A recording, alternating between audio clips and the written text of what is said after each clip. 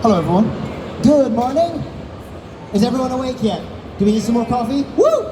Hey, there we go. I like that. Okay. Hello, everyone. We are Shades of Vengeance, and I'm going to tell you why we're here today. I'm Leo. And I'm Ed. And we make things. We make lots of different things. We like telling stories.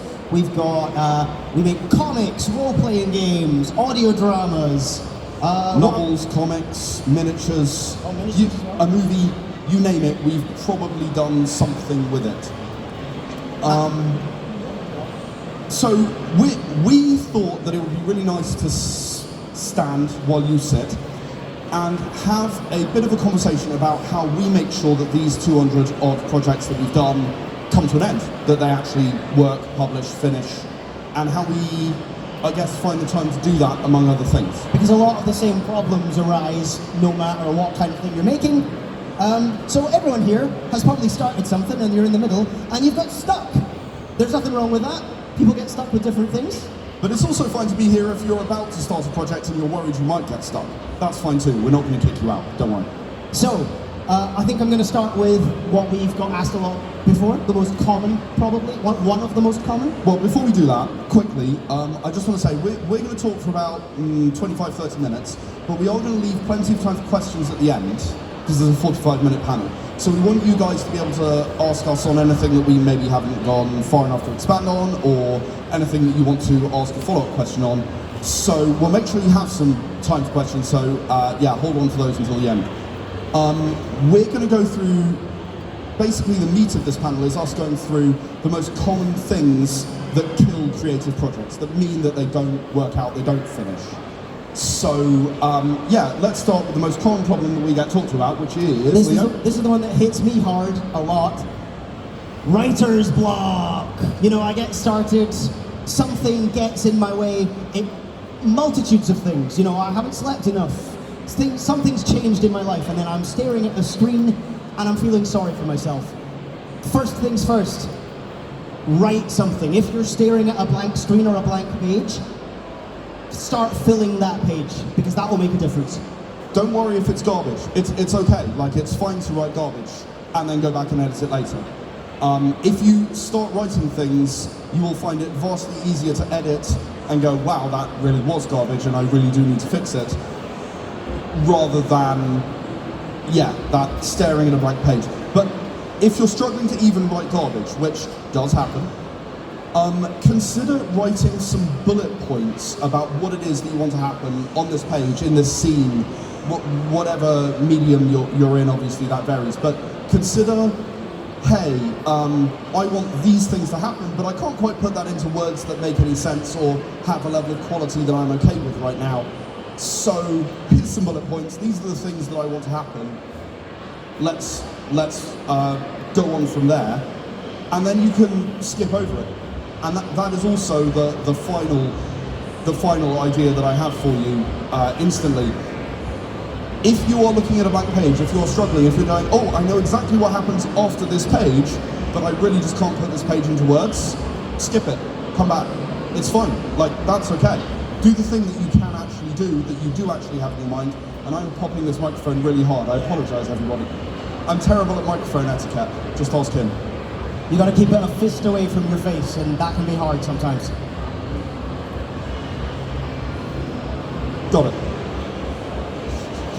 So, the other thing is, different things work for different people, different tasks work for different people. The thing for me, if I find myself getting blocked and blocked and blocked, oh, the bullet points aren't working, skipping isn't working, sometimes you need to forget about it. And when I say forget about it, I mean put it in a drawer, lock it away, and go and do something else, anything else. I've been working overtime. I've been taking a lot of showers. The amount of times when I'm thinking about something and a character will appear in my shower and go, haha, that's what you want. It just sneaks up on you. So consider putting it away. Oh, I popped as well, no. And you popped on the pop. Yeah. Congrats. Putting it away is very, very helpful, but you need to try and forget that it's there. So let it subconsciously happen. The practical way of doing that is put it in a drawer, right? Set an alarm on your phone. I live by my phone. Set an alarm on your phone to come back to it in a week, and don't actively think about it. Leave it alone, because your subconscious will work on it that entire time. I guarantee you when you come back in a week, you'll have more idea of how to deal with it. The thing is that this is not a one-size-fits-all problem, right? Which is why everyone struggles with it. The worst news about it is that not only is it not a one-size-fits-all problem, it's not even a one-size-fits-all problem for you thing. So, you know, one time leaving it alone for a week might work, another time bullet points might be the right option. Don't assume that because something worked for you last time on the writer's block issue that you had, that the same thing is going to be definitely your solution this time. So try things out, you know, experiment, find out what gets you around this problem, and then move on with your creative project, we hope. I also want to say, there will be a little goblin on your shoulder saying, oh, you don't really want to work on this book, but there was a comic you wanted to work on. Ooh, start working on the comic. No, don't do that, because then you'll be spinning plates. In my experience, starting a new project just means I end up with a big pile of creative washing up. Because I keep getting blocked, and I keep getting blocked, and then I block, and then I do again, and then I block, and then I do again. Genuinely put it away. Start something else of any kind, if you can. And I know it's hard. When you say something else, you mean not a creative project? Yes, not a creative project. Don't take a week off your creative project because you have writer's block and pick up another creative project, because you end up like me. 10 years older suddenly, 200 books behind you, and on stage trying to explain why it is this is a really bad idea. It's a really bad idea. I can tell you the bad idea. It's burnout at 3 in the morning and him shouting, "What's going on?" as I'm trying to plug in his external hard drive for him, because he's too busy typing on 10 different things. So, if you are struggling with this issue of multiple projects, the best thing to do, I have a worry personally when this happens, that it's going to fall out of my head if I don't write something down. So I feel like I have to get started. So what I've done, I particularly write a lot of role-playing games, and it tends to be role-playing games that come up for me as the thing I want to do or have a new idea for. So I've come up with this bookshell concept, where basically I lay out the book exactly as it's going to be. No artwork or anything, don't even bother putting placeholders in, I just write part 1 title page here. And then I'm like, this is 3 bullet points about the unique thing about this book. I can now put together a bookshelf for an idea I had in about an hour and a half, and then put it to one side and go, right, I'm going to come back to that later. I'm confident that I'm not going to lose that idea, but I'm also not compromising my current project in order to sort of ensure that my creativity is satisfied. I sort of get best of both worlds, and I come back to them later. I'm actually currently working on a project that I made a bookshelf for during COVID, right? I haven't needed to come back to it before then, because I knew that it was there, and I haven't lost anything about that project. Everything that I had come up with is still right there in that bookshelf. So making notes about the thing you want to do, putting it one side, and then just being a little bit disciplined and going back to the thing that you have to do tends to work wonders. So, next big stumbling block. I think it's time. I used to have a lot of time to work on things, and then something happened. I did overtime shifts at work. Yes, this is a fun time thing. This isn't my money stuff, this is my fun time thing. Doing overshifts at work, I'm trying to go to the gym more because you're getting older, Leo. Why are you telling me about time? It's about keeping things in balance. I used to have lots of time, and now I don't. So things are a bit in a shuffle. You know, they're in a shuffle. So the important thing to remember is that life changes do happen to absolutely everybody. That's normal, right? And they're unpredictable. You aren't going to know when it is that something's going to come up that means you can't do your creative project. So it's okay to be a bit disrupted by them. Like that's all right. You know, you have permission to do that, to want to change your lifestyle. Leo wants to be healthier. I salute that. I could never do it myself. It's working a little bit. I hurt less. Absolutely. But the point is really to pick your battles here, right? You don't want to entirely lose your creative time. You don't want to lose the things that you're trying to do, like going to the gym or whatever else, overtime, so that you can pay the mortgage or whatever it is for you. You don't want to lose those things, but you also don't want to lose being creative, because otherwise your creative project sits on the shelf for the rest of your life, and you always think, I wonder what that would have been like if I'd done it. So Leo, what do you do? So, I did the ultimate sacrifice. I started getting up an hour earlier, and because I'm very lucky, I live quite close to this man over here. And he has an office. I don't have an office. I go live in his office and work for an hour before I go for my shift. Because that's where I can kind of focus. I'm away from my current distractions. And that's the other thing. Distractions are everywhere. Sometimes things you think aren't distractions will always be distractions. I think environmentally. The important thing to note here is that in an hour of focus time, you can do a lot more than you think you can. Obviously, the more you practice having that focus time, the more you practice focusing during it and knowing when it is in the day, the better you're going to be at doing that. But you would be surprised what you can actually do if you spend an hour focusing on your creative project in an area that is quiet or noisy, depending on what you need to focus. This is a very individual thing. I have ADHD, right? I basically need music playing in the background, otherwise there is something going on that is going to distract me halfway through my train of thought, and that is completely impossible. So when he's in my office and I'm in my office, there's generally music playing and he just has to live with it. There's a rotating slot of theme tunes from various video games. Thankfully, they're not the ones I know, so I can't sing along and get distracted. Yes, thankfully they're not the ones he knows, so he can't sing along. You love my voice, really. That's why we're on stage and I have a mic. Okay. Well, the other thing to note is different things will work for different people. So I find it easier to be removed so I can focus. But focus doesn't have to be, you must sit and do this thing for an hour. Try and give yourself small goals. Within this hour, I will write 200 words, and then you'll check, and when the hour's up, you might have written more. Take what you can, wins are wins. It's also worth bearing in mind that the visual environment around you can significantly affect your ability to focus. If you are someone who is quite a visual person, then a mood board of the thing that you are doing might distract you a little bit, but it is likely to distract your mind along the lines of the things that you are trying to write, or create, or animate, or whatever it is that you do. So don't be afraid of customizing the space that you do it.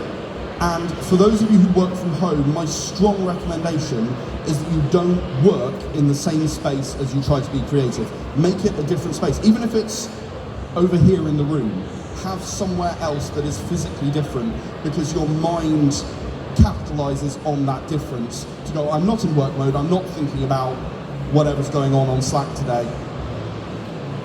I can think about my creative thing and then move to go to work. He has a disciplined mind. I share his office. There is a dividing line of tape on the desk that we share, so that I know I have my little goblin hole and I can stay focused on that side. And that's how I stay focused. There are two other things to say about finding time. So sometimes you'll find more than an hour. That's great. Do not try and just sit there and do 4 hours in a row. The human body is not really suited to that. Hey, if you're on a roll, you're on a roll, but you are not really going to predict it when it happens. So be ready to take about a 5-minute break roughly every hour, half an hour if you must. That's going to improve your productivity significantly, because you're going to take a step away. Leo likes to do press-ups, whatever it is, just do something completely different for a couple of minutes and then go back to it. It helps with with your attention span. There are plenty of studies on that subject. Also, sorry. You might get through your hour of the week, and you might, I'm doing an hour a week on creative stuff. You might miss it 1 week. Do not think, oh, I better catch up, I must punish myself, I've got to be disciplined, I must do 2 hours this week. No, because that's just going to lead to... Anyone here done NaNoWriMo? Yep.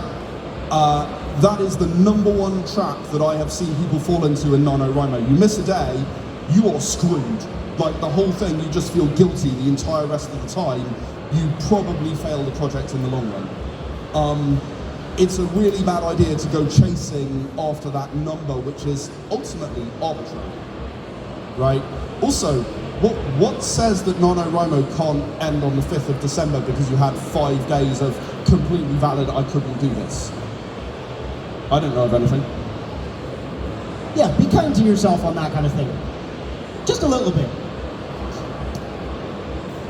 So I do want to talk about things that can get in the way. So I'm a professional. I am a professional project manager who can't speak either. And I'd like to talk about triage for a second. Not the hospital kind, the task triage kind. My area of expertise. Humans have a recency bias. It's inherent and very strong within most people. When something comes up, you feel like you need to deal with it right away because it's the most recent thing that happened. The washing up is sitting right there, I just ate, I need to wash up immediately, even though it's supposed to be my creative focus time. The way that in project management we deal with this is to assign everything a value, let's say 1 to 5 for the sake of argument, about what the severity is if it doesn't happen. What does it matter if it actually waits till later, until after dinner for you to do the washing up? 2 out of 5? 1 out of 5? Not huge. What are you going to feel if you didn't get your creativity done today? That might easily be a 3 out of 5, 4 out of 5, even a 5 out of 5, depending on who you are. Prioritize things for you based on what the downside of not doing them is, rather than how prevalent they are in your mind. Being disciplined about this can really make the difference between having time and not having time. But speaking of focus time, we probably ought to get back to the point. Get right to the point. Okay, next thing that we've got problems with, that people tell us about. It got boring. Something just doesn't click anymore. I'm not feeling the spark. What's happened to me? I don't know. But something gets boring. So this is extremely common. I see some nodding heads in the audience anyway. It is likely that if you're running into this problem, again, can't speak. It is likely if you're running into this problem, you've forgotten why it is you're actually doing this project. And I'm not talking about the, I want to finish my book, or the very surface reasons, but the deep fundamental why behind what it is that you want to do and why you chose to do a creative project in the first place. So what we like to do is use a technique that, again, I learned from being a project manager. I owe a lot of my creativity and productivity to being a project manager. We call it the 5 whys. And what you do is you ask yourself why 5 times, as in you ask yourself, why do I want to do this project? You answer, and then you ask why about that question. And you try and take levels downward into what your fundamental motivation is. Once you understand that, you can begin to understand, by looking at your project, what it is about your project that is not doing this anymore. Maybe you wanted to be famous and you're now unconvinced that actually this project is your route to fame. There's nothing wrong with that if that's what you want.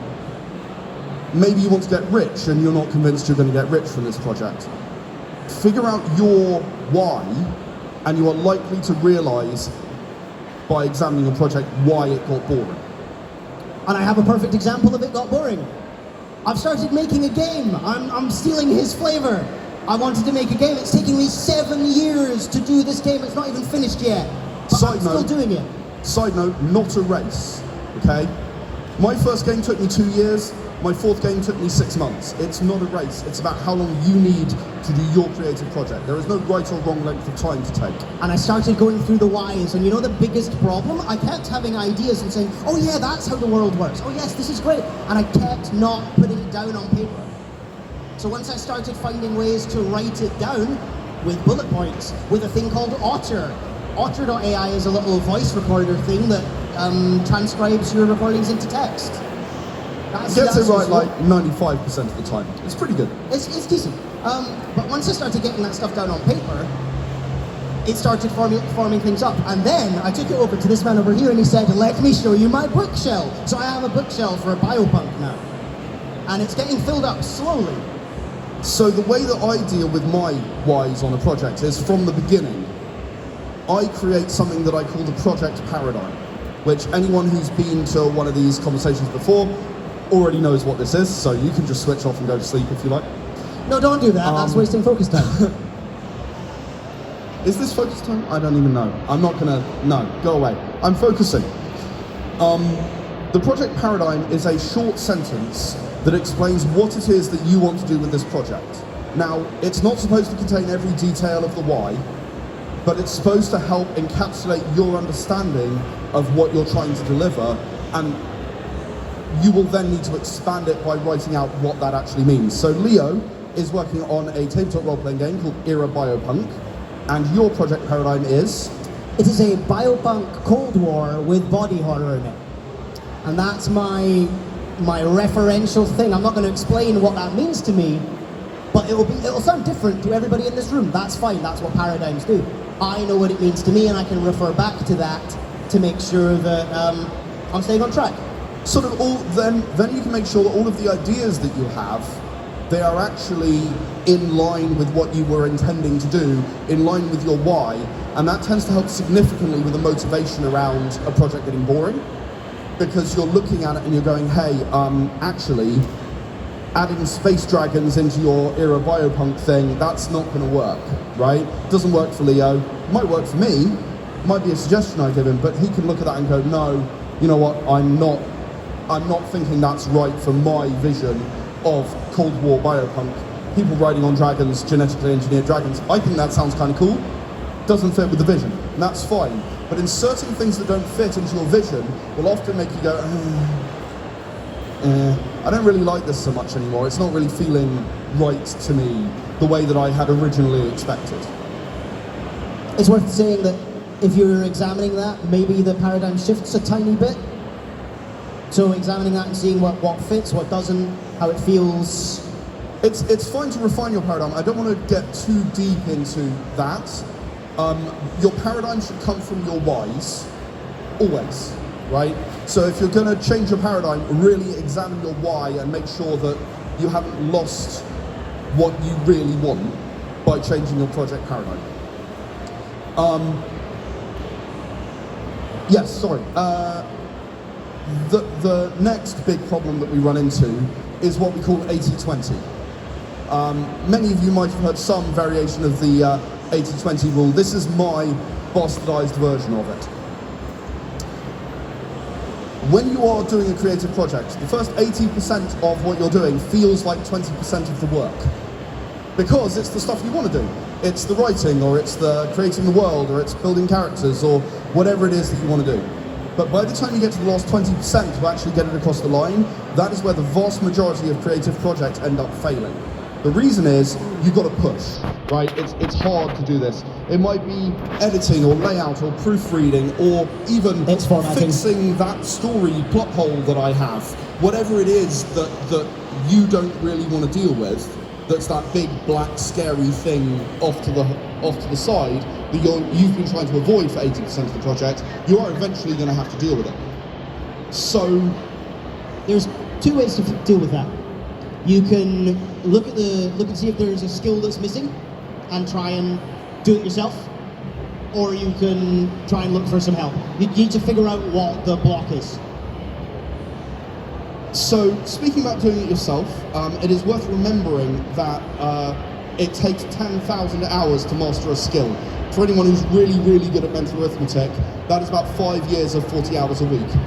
I don't believe that the 5-year thing on recruitment is a coincidence. Someone somewhere knew at some point. So, bear in mind that if you're deciding to become an artist, or even become a writer, a lot of people think, oh, well, anyone can write. But to actually master the skill, it's going to take you a very long time of concentrated effort. So if that appeals to you, then awesome, congrats. You know, you're going to learn a new creative skill, and I'm really happy for you. I don't feel like I can spare the time to do that, so I tend to go out and find people to help me. And that might be on forums, it might be on Upwork, it might be wherever. But I often collaborate with people to do writing, to do artwork, various other things that are involved in my creative projects. And that's fine, right? You need to work out a way of communicating with those people so they are working on the same project as you are, and not something that's sort of slightly different, the Space Dragons thing being a good example. And that's where your project paradigm comes in, referring back to there. You can try and explain your why, about why you want to do this, what you are hoping to achieve by doing it. Ultimately, the difference between a project that hits 80-20 and succeeds, and the difference that hits 80-20 and fails, is whether you give up, right? If you don't give up, you are very, very likely to finish your creative project. I also want to reiterate, it is not a race. Do not set goals for yourself and say, in 5 years, I'll be a fully professional, blah, blah, blah, blah. Just do what you can, because things will change, and that's not a problem. The stubbornness is a learned skill. I'm still learning it. He's a master of being stubborn. I'm trying to figure out why. You're, what's that word? You're driven. You're like a Lamborghini, creatively. I don't know cars, that was the first name that came into my head. Let's move on to another common problem that we come up with, or come across. Oh no, someone already did my idea. I found that thing, that comic out there somewhere that is exactly the same as the thing I was going to do. I actually had this. I worked with another tabletop role-playing game creator who wanted to build a game that was so let me try and get this right. You were a Victoriana kind of police officer in a world where the people you had to police were basically vampires and werewolves and mages. And this was pre-COVID, and about 3 months into the project, he came to me and said, Ed, it's all over. It's all over, we're done, we've got to stop. This TV series called Carnival Row has come out, and it's exactly the same as my piece of work. Now, anyone who's watched Carnival Row will be well aware that it's nothing like it. It sounds vaguely similar, but it really is nothing like that concept that I just described. The threshold for copyright is 15% different. This is not an accident. It is a law that's been refined over, about 50 years now. That means that if you are not doing something wrong, it will not be within 15%. It will be 15 or more percent different. So, if you are not doing something wrong, if you are not deliberately copying off someone, you are fine. You don't need to worry about this. It is worth saying also that when something like that situation I just described happens, it's actually an opportunity for you, because a rising tide raises all ships. I created a tabletop role-playing game at the beginning of this year called Era Kaiju, where you are a kaiju. You play as a kaiju in this game. It's quite a silly game, but it's a lot of fun. You get to roar and smash things up. Yeah, pretty much. And try to avoid humanity nuking you. Although that might mean... anyway, I'll worry about that later. That was right around the time Godzilla -1 came out. It was right around the time Godzilla X Kong was coming out. And what I found was my game was significantly more popular as a result. It was a blip. My games do not sell huge millions of copies or anything. I sold significantly more copies of this game than I have of equivalent games immediately before or immediately since. And I can only credit that to the fact that it was the time, it was the right time. Now that was not predicted, it was an accident on my part. I've never made stuff because, I think this thing's popular right now. I make what I want to make, that's my thing. But if you do see something and you think, oh man, that sounds really similar to what I'm doing, it's actually possible that it's a blessing. Also, everybody is influenced by something. That's why we're here. Oh wow, there's comics over there and anime over there, and oh wow, there's lots of stuff that could be similar to each other. That's not a problem either. So I think we've got one more common thing that we want to talk about, and then we probably ought to go to questions. It's not quite finished. Not quite. It's so close, but I just need to spend a bit more time on this aspect, that aspect, whatever. It's the enemy of the perfectionist, so I'd better talk about this one rather than Leo. I'm going to take a break. I'm not a perfectionist. If I was a perfectionist, I would be a lot more neurotic. Like me. The important thing about being in a situation where your thing is not quite perfect yet, and you want it to be perfect, is that you get very deep in your own bubble, down your own hole. Awareness of what is actually working and not working about your project is never going to be 100% from you personally about your own project. I have worked with people who have worked on their games for 20, 30 years. And the first piece of advice I give them is publish it. Publish something. We live in a digital age where you can send a new version out in no time flat. Have someone look at it who is not you and is not someone who's just going to be nice to you because they're your friend. Put it on the internet somewhere, put an excerpt of it on the internet if it's a novel or whatever, and ask what people think of it and where it needs strengthening, where it's strong already. Criticism is really important, and you will learn more about your creative work in a week with it out in the world and people talking crap about it, which I'm going to come to in a second, than you ever will by looking at it yourself for 20 years. So, criticism is important, so is responding to it. Any piece of criticism will be the person's opinion, and it can sting. And speaking as a perfectionist, and indeed a creator, yeah, it really can, sometimes. Someone can say stuff that really, really hurts you. What I do in those situations is actually not dissimilar to what we were talking about right at the beginning about writer's block. I put it in a drawer, I let myself get over the emotional hit, and come back to it in a week.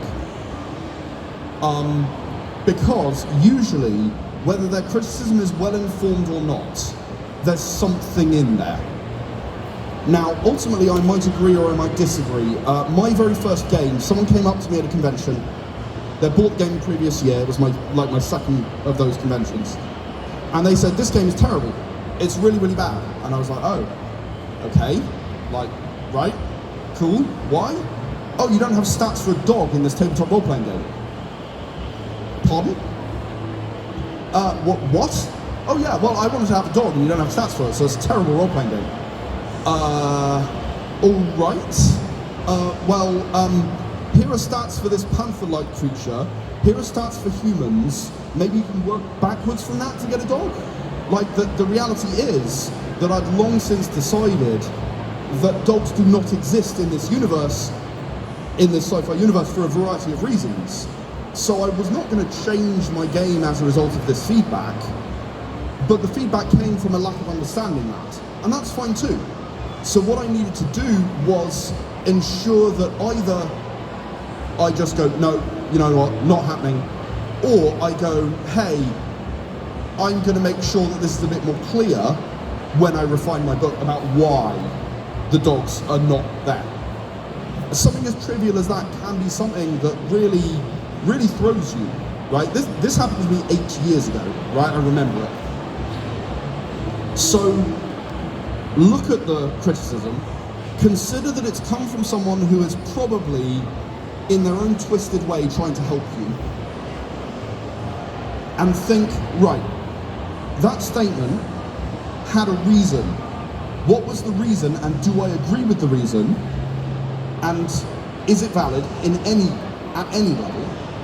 And do I want to change anything as a result of it, or am I completely okay with people who read this having this thought? I am completely okay with anyone who plays my tabletop role-playing game, Era of the Consortium, not having dogs statted. I did not change anything, it's fine. But it should be treated seriously, no matter how trivial or ridiculous, or just plain weird the feedback actually is, because it's come from somewhere. And saying thank you for your feedback, I'm not changing it, is a serious response. Your project is your baby. Be proud of it, especially be proud of it if you get to the point where you're sharing it with the world. It doesn't matter if it's officially published or whatever. Be proud that you're at that point, is how I'm going to wrap that up with the cheerleader pom-pom bit.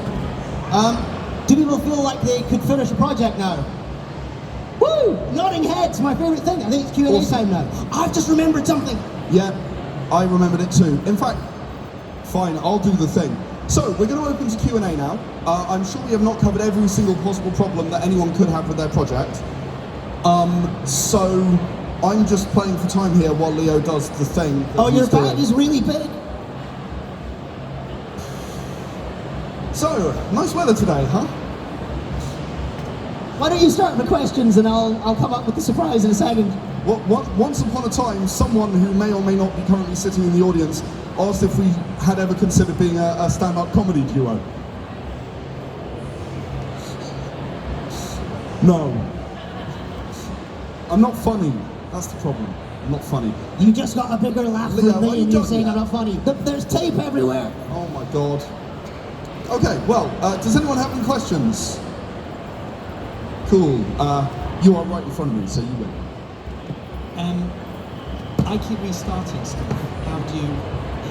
I start writing and then I restart it again and then to a week later and go, Right. So, this really falls into the category of the perfectionism that I was talking about, I think.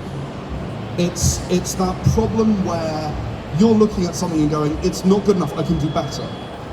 And my writing teacher told me once that he hates writing, in a sense, because whenever he gets to the end of a project, he could have written it better than when he started. So he wants to go back and rewrite everything. I'm going to go back to my answer that I gave you for the perfectionism thing, which is put it out into the world. Don't restart. Just be a little bit disciplined and go, right, I feel like I want to. Maybe make some notes about how you would change things, right? But leave it on one side, get to the end, and then go, do I want to make these changes? Will it really add that much to the book to have made these changes? You might get feedback on that subject from a proofreader, right? You might get told, oh, you know what? Maybe send your book to a proofreader, and please pay people who you work with, send your book to a proofreader, and then when they've read it, say, hey, these are the things I was thinking about changing. Here are all the notes that I made along the way. Do you think these things are worth changing? And get a second opinion that's not yours. So, a little bit of focus and discipline, get to the end of that story first. That's my advice. Strongly recommend. That was the question. Hello, you have earned yourself a thing. I have just given a copy of The Writer's Journey to our friend here for asking a question. This book here is called The Writer's Journey, and it's about being a better writer. It's a choose-your-own-adventure book where every dead end is a writing mistake. So anyone who asks a question gets the book. And I was right, Leo wasn't going to get it. So I think here. Here? Oh, there? Okay, we'll come to you next. So this is probably more a question for Leo. You said you started getting up an hour early to do your projects. Do you have any, I guess, advice on like how to, I guess, discipline that? Do you have any advice about discipline and getting up earlier? Yes, and. So the main thing I use is a thing, what's it called? An alarm clock? An alarm clock, but it's a specific thing in an alarm clock. I use my phone, which I would recommend if you're addicted to your phone, actually invest in an alarm clock. But I use a thing called Sleepy Time, like sleepytime.me. It takes you to a little clock that counts your sleep cycles. So it's if I want to get up at 9:30, I need to be in bed by this time. Or I did it today actually. I had to get in bed at midnight. I got up at 8 o'clock this morning because I needed a certain amount of sleep. So Sleepy Time counts your sleep cycles. It can tell you when to go to bed, and if I go to bed now, what time can I get up to get from 4 to 8 hours of sleep, that kind of thing. That's mainly what I use. It doesn't always work. There have been times in conventions where I've been late for a train. He's missed the train for a convention by like 2 hours before. It was very funny. So when I get tired, I need sleep. Obviously, if sleep is important to you, consider if there's other things you can reshuffle time with. The other thing is, drink water. People don't drink enough water. If you drink water before you go to sleep, it means you're actually hydrated. Potassium before you go to bed as well. I've started doing that. Helps with deeper sleep. But I'm not a doctor or a medical professional. This is what works for me. People are different. Yeah, question over here. Okay. Yes, I forgot. Aha. It's more about the editing, so I can quite happily just like make my way to the end. But when it comes to editing, I really struggle. Is there any sort of advice on how you Get help. Get help? Get help. So editing your own work is one of the hardest things you will ever do. So there are two things that I have found regarding editing over 10 years of having to do it. First, if you're going to edit your own work, you need to leave it for a year since you wrote it, so that you can then go back to it with a relatively fresh pair of eyes and not remember everything you wrote before. A really long time. Secondly, editors are not expensive, not relative to the value that they can bring you, right? Go look somewhere within your price range, or find a collaborator who'll do it for free. That is relatively difficult a lot of the time because people do not want to work on other people's projects, they'd rather work on their own. But there are a lot of very talented editors out there. Find someone who you believe would be willing to work with you and ask for help. That's my number one advice on editing, because trying to edit your own work it generally doesn't end very well. It's worth just finding a little bit of budget, a couple of £100 to put aside, and that might take you 6 months to save up, and there is nothing wrong with that either. But it's worth finding a little bit of budget to put it on one side and have someone else edit for you. You're very welcome. Lots of questions, too many things. Any tips on making like make character that people actually want to read about? Yes. Lots. I literally wrote a book about it. Quick tips. People connect with emotions, not facts. If they can empathise with your character, they are going to want to read about your character. If they act in a way that people can understand and empathise with, they will also connect to your character. That generally is the primary thing that you need to focus on. Anyone who interacts with your character needs to not change who your character is as a result of that interaction. Right? Because otherwise, people connect with your character and then disconnect very quickly, because now Batman isn't Batman anymore because the Joker did X. Okay, so you've mentioned discipline multiple times. Does this mean you would recommend against using AI writing tools, because it's so easy to then just hand everything over to that? AI writing tools are seriously problematic for a variety of reasons. It is worth noting that they're effectively stealing other people's work, and I am personally extremely against AI. I think it is fundamentally wrong, and no one has been able to come close to changing my mind.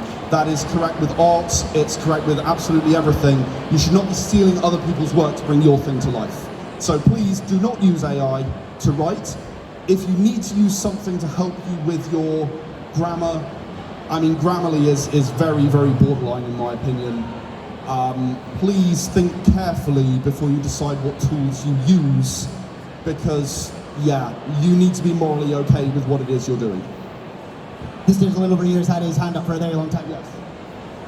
Sorry, I just got here, so in case this has been already answered, apologies.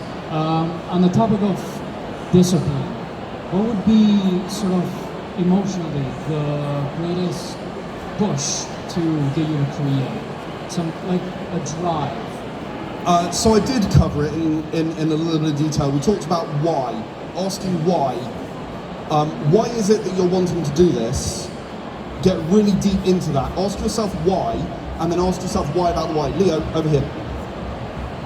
Ask yourself why about the why 5 times.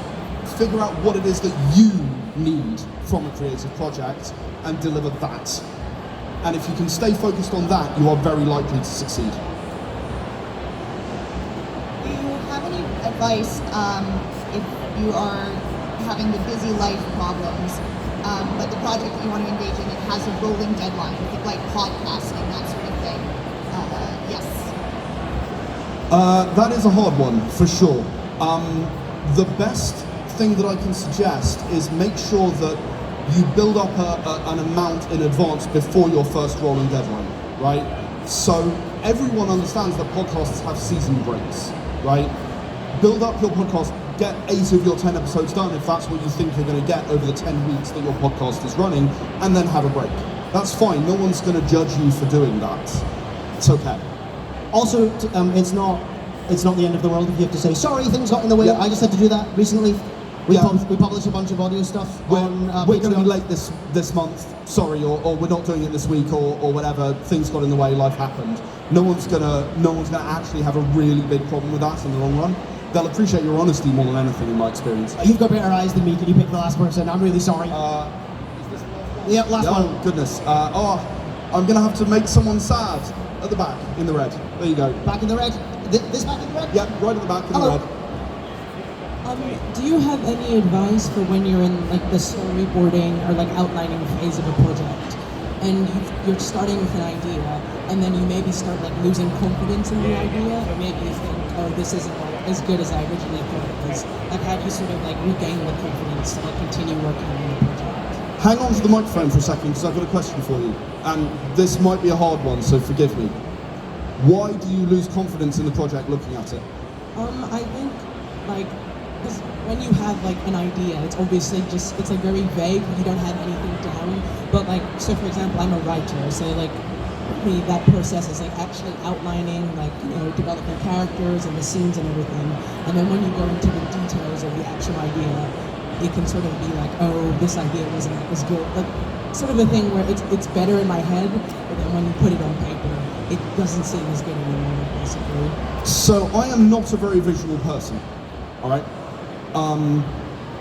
I found when I was making a movie that my director of photography said, oh, we should do this. And I was like, yeah, that fits with my broad vision of what was going on here. My instant advice is show someone else and ask someone else who is good at that sort of thing to go, yeah, you know what, this isn't the strongest idea, this characterization doesn't come across, can you go away and strengthen it and come back and have a go at making that a stronger thing rather than what it is now. Sorry, hopefully that made some sense because I went word salad at the end there. Thank you. You're very welcome. That's all we've got time for. However, Leo and I are going to stand over there for a bit, or over there for a bit. Away from the stage. If you would like to come and talk to us for a bit. We also do have copies of my book called How to Be Creative, which covers some of the stuff we've spoken today, but more focuses on how to begin your creative project, if you'd like to grab those off us.